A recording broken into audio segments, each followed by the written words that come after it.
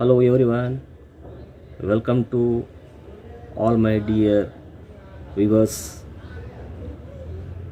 This is a second live class about TET exam related child development and pedagogy subject.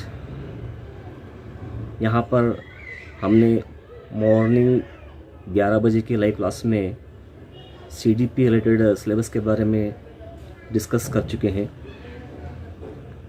हमारा वो जो video आपने देखा इसके लिए आपको मैं थैंक्स बोलना चाहता हूँ। और इस सेकंड लाइव क्लास में हम टॉपिक वाइज चर्चा करेंगे। साथियों,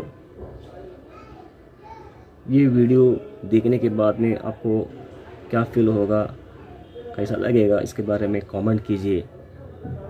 ज़्यादा से ज़्यादा वीडियो को शेयर करें, लाइक करें और हमारे इस चैनल को सब्सक्राइब करना मत भूलें। तो चलो आज हम फर्स्ट टॉपिक के बारे में डिस्कस करेंगे। टुडे नाउ डिस्कस और study about child development pedagogy. It's first topic development.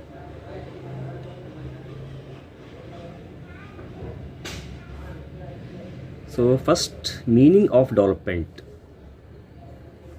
Development refers to a continuous and progressive and continuous series of changes that occur in an individual from conception to death. It includes growth, maturity, learning and adjustment in various areas like body, mind, emotions and social relations. आपको पता है development ये क्या है, life long चलने वाला process है, progressive और कंटिन्यूस है। इसमें अलग अलग एस्पेक्ट रहेंगे। It includes growth, maturity, learning, adjustment and various areas like body, emotions, then other social relations. What are the key ideas about development? It includes growth, learning, maturity as well as adjustment. तो development में क्या क्या रहेगा? Growth रहेगा, learning रहेगा, maturity रहेगी और adjustment रहेगा। So this is called as a development. For example,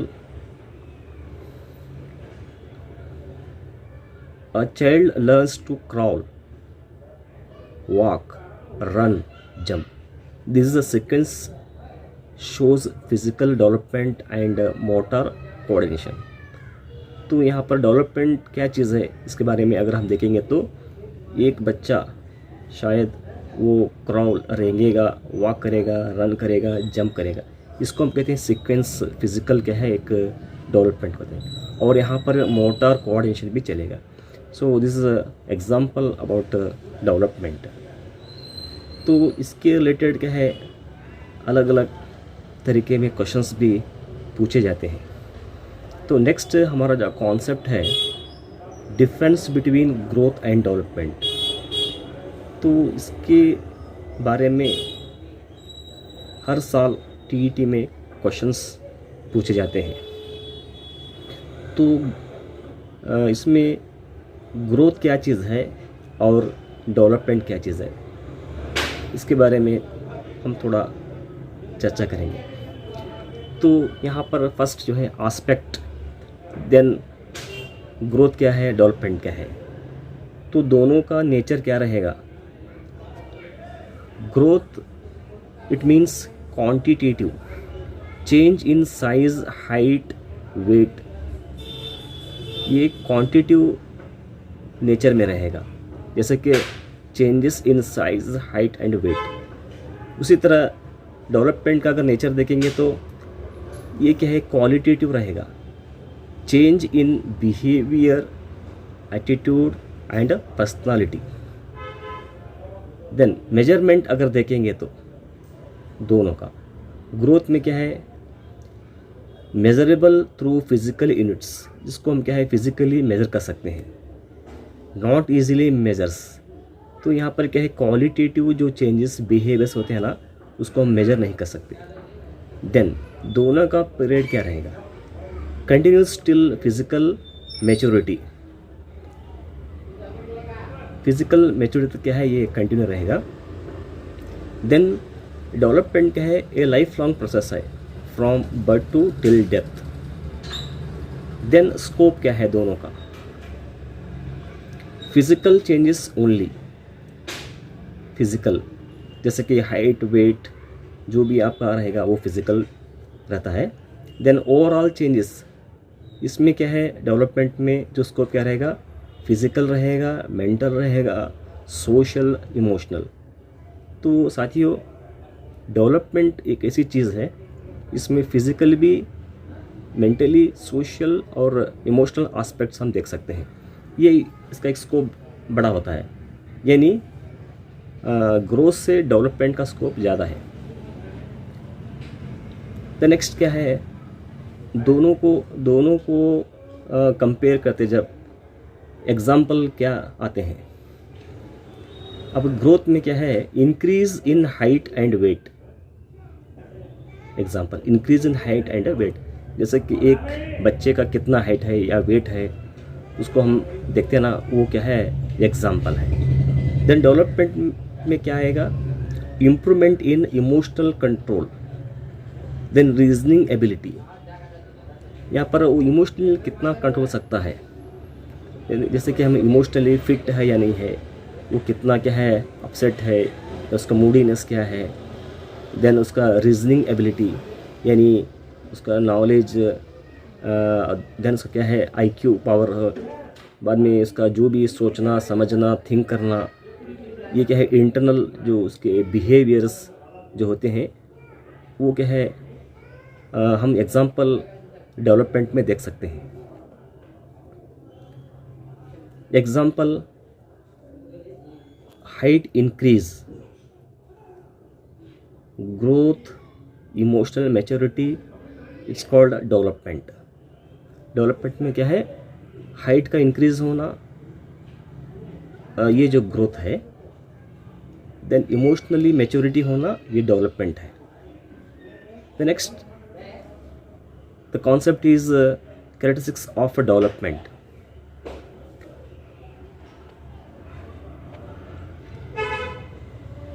It is first character of process, character of development, continuous process।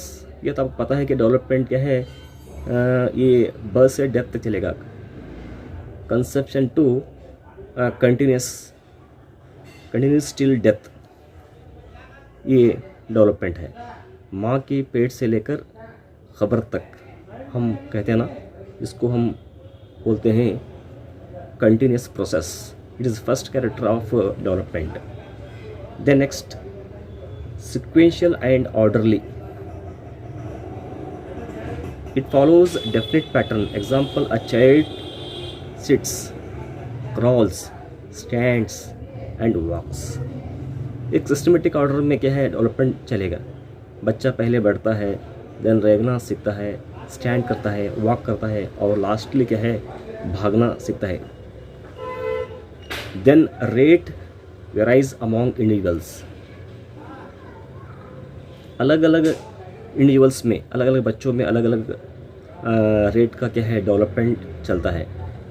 Every child develops at a different pace depending on heredity and environment. तो development के ऊपर क्या effect करता है, इसका own एक heredity और environment. Then interrelated aspects, development होने के लिए क्या है इंटररिलेटेड एस्पेक्ट्स भी यहाँ पर संबंध रखते हैं। Physical, mental, emotional, social influence each other. Then predictable pattern. Although the rate may differ, the sequence is similar for all children. यह क्या है, किसी यानी लड़का हो या लड़की हो, हम उम्र के बच्चों में एक ही टाइप में क्या है सीक्वेंस लेवल में आपको डेवलपमेंट देख सकते हैं. Next, result of maturation and experience.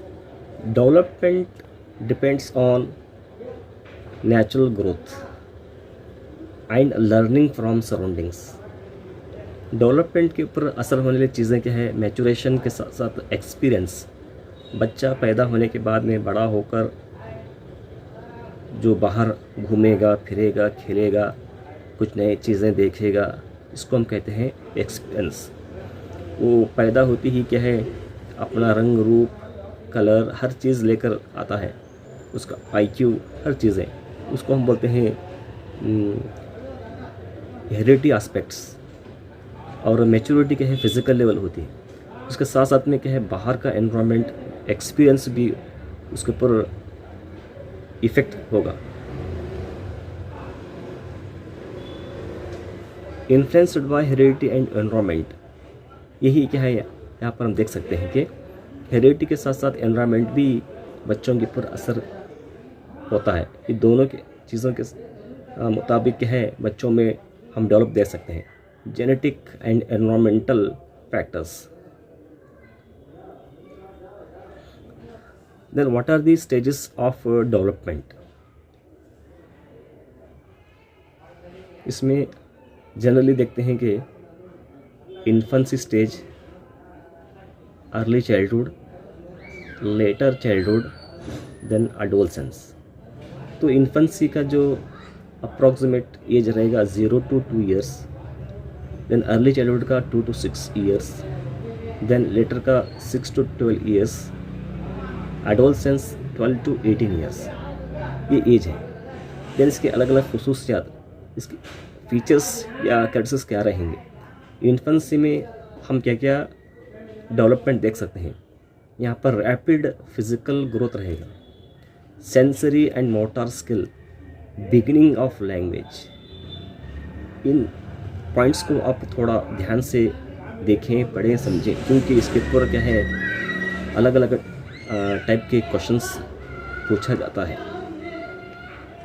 Then जो सेकेंड पीरियड है अर्ली चाइल्डहुड, इसके क्या फीचर्स हैं. इमेजिनेशन, क्यूरियोसिटी पैदा होती है, बच्चे खेलते हैं, प्ले करते हैं, सोशल लर्निंग होती है, सेल्फ सेंटर्ड बिहेवियर होता है. ये चीज़ें हम देख सकते हैं. देन लेटर चाइल्डहुड, ये जो 6 to 12 years रहेगा, यहाँ पर क्या फीचर्स रहेंगे, इसको हम कहते हैं स्कूल एज. आपको अगर क्वेश्चन पूछा गया तो which period is called as a school going age, तो हम यहाँ पर आंसर देना है कि लेटर चाइल्डहुड. तो यहाँ पर आप एज देख सकते हैं 6 to 12 years. तो 5 years के बाद में, यानी 6 साल जो लगते हैं जब हमको फर्स्ट स्टैंडर्ड में एडमिशन दिया जाता है, तो ये जनरली क्या है, स्कूल गोइंग एज है. कॉग्निटिव स्किल डेवलप होता है. देन पीयर ग्रुप, यानी हम उम्र के बच्चों के साथ वो खेलना, पढ़ना, यानी अपना वक्त गुजारना चाहते हैं, इसको हम कहते हैं पीयर ग्रुप. ये क्या है, इनका इम्पोर्टेंट इंक्रीजेस है. Then adolescence, this is from 12 to 18 years. This is also very important period of human life. So what are the important growth and development key features? Puberty, identity crisis, emotional instability, independence.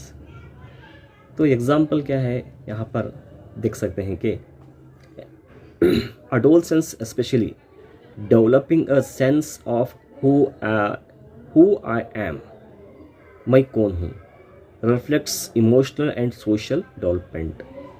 इसको हम कहते हैं यहाँ पर emotional and social development, यानी मैं कौन हूँ, ये जो कॉन्सेप्ट उनके माइंड में डेवलप होता रहेगा. Then what are the some important key concepts about development? It is a lifelong process, continuous, then holistic process. It includes physical, cognitive, emotional, social, moral, language growth. It is influenced by heredity and environment. दोनों aspect important है. Heredity के साथ साथ environment के through क्या है development चलेगा. Understanding development helps especially teachers plan suitable teaching strategies as per learners needs and stages. Teachers को डेवलपमेंट जानना क्यों ज़रूरी है, तो इसके बारे में वो किसी भी तरीके से क्वेश्चन पूछ सकते हैं. बच्चा किस स्टेज में किस तरीके से डेवलप करता है, फिज़िकली, मेंटली, सोशली, जो भी है उसको जानना ज़रूरी है. उसके मुताबिक क्या है उनको हम फैसिलिटी प्रोवाइड करना है.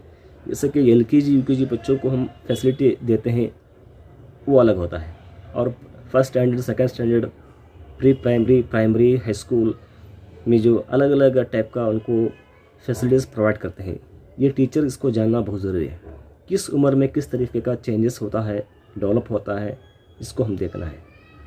जैसे कि आपने देखा होगा, B.Ed में पढ़ चुके हैं कि जीन पियाजे ने बहुत ही अच्छे अंदाज में 4 डेवलपमेंटल स्टेज बताया गया है. वो अलग अलग स्टेज में क्या क्या फीचर्स रहते हैं वो जानना बहुत टीचर्स को. उसके हिसाब से क्या है, उनके एज हिसाब से, उनके रिक्वायरमेंट के हिसाब से, नीड्स के हिसाब से क्या है उनको हम एजुकेशन या सोशल जो भी नीड्स है प्रोवाइड करना है. Pedagogical implications for teachers, maybe TET or CTET exam related. Every child is unique, ये आप समझें. Teaching should match the learner space. आपका टीचिंग क्या है, बच्चों के कदम के हिसाब से, उनके लेवल के हिसाब से चलना है.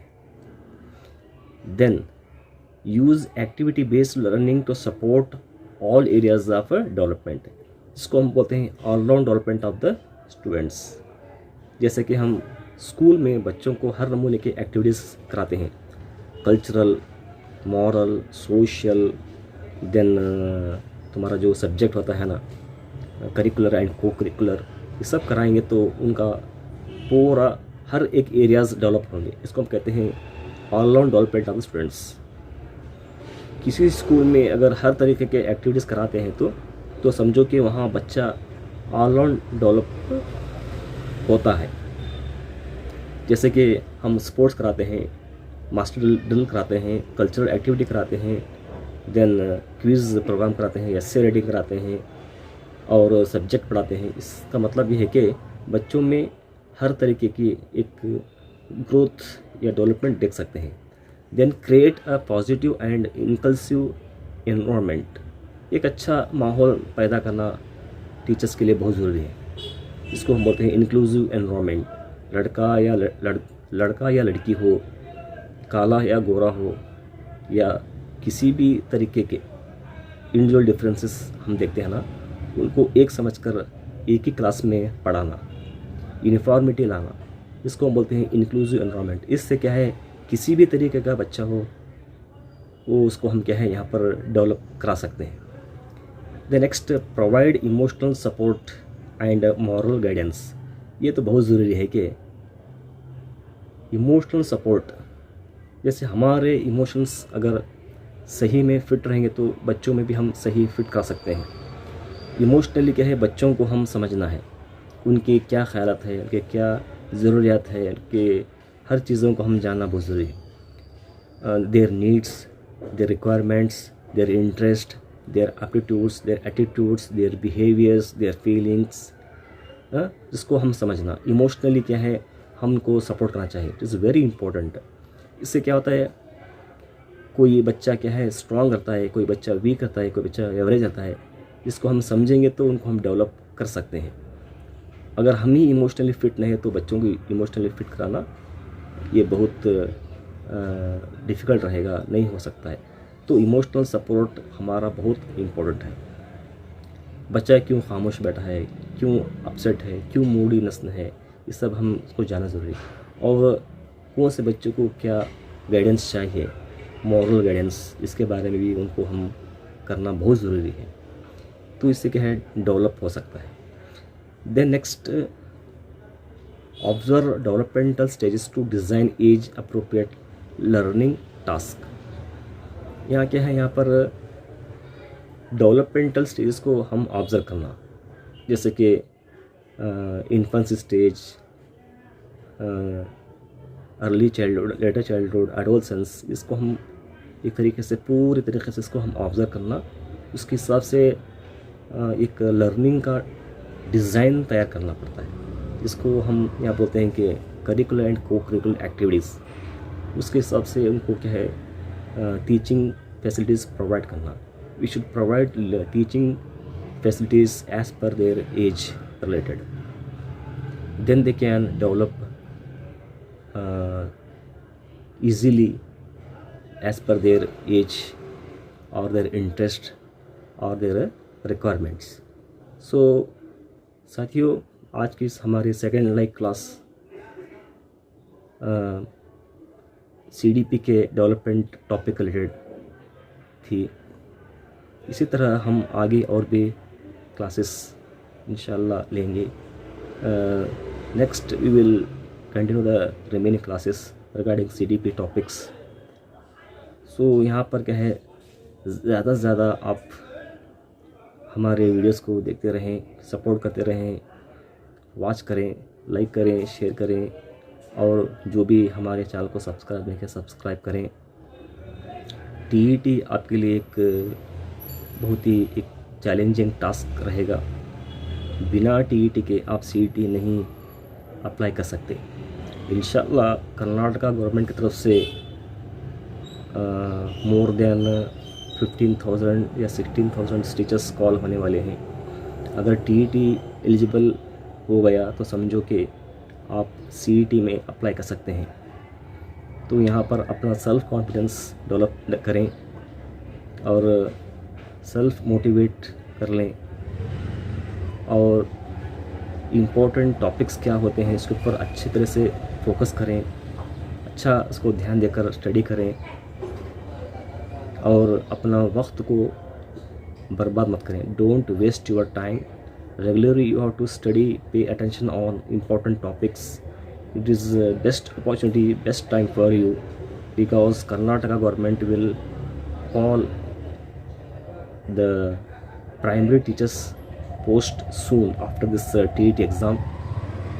So after many long days, यहाँ पर क्या है, बहुत साल पहले टीचर्स कॉल किया गया था, अभी दोबारा टीचर्स कॉल किया जा रहा है। So it is best and good opportunity my dear students. So आपको ये कैसा लगा वीडियो कमेंट करें, और आपको इस वीडियो लाइक आने के बाद इसको ज़रूर शेयर करें और सपोर्ट करते रहें।